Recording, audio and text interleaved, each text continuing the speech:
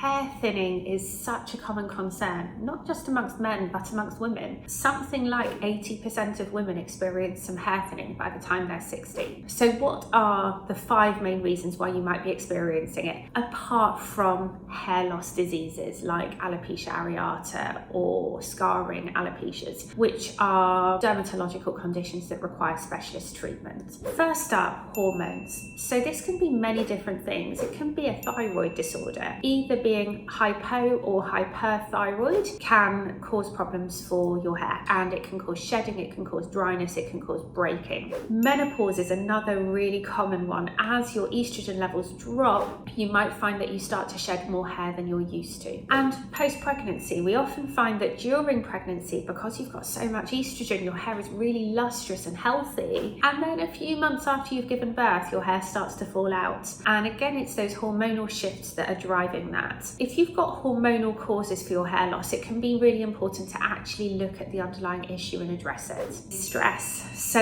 emotional stress is a really big one. A lot of people notice that they shed hair around times associated with stressful life events, bereavements, big job shifts. Those are just examples. People might find that that's something that they notice. And it's important to not just support healthy hair growth, and there are lots of ways we can do that, but also to look at the underlying reason for your stress and to help address that.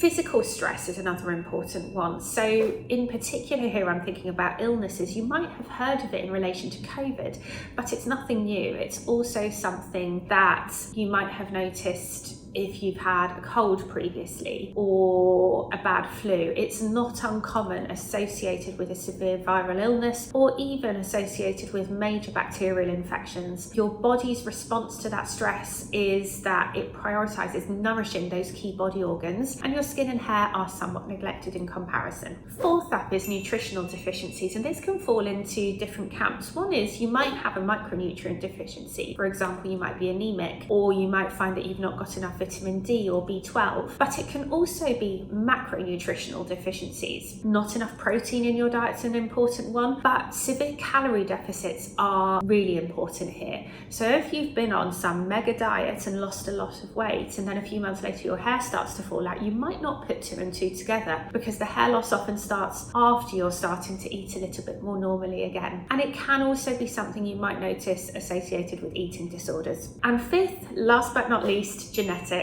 Unfortunately, some of us are just more prone to it than others. And that's something that you can't change, but you can modify lots of other lifestyle factors to support your healthy hair growth alongside.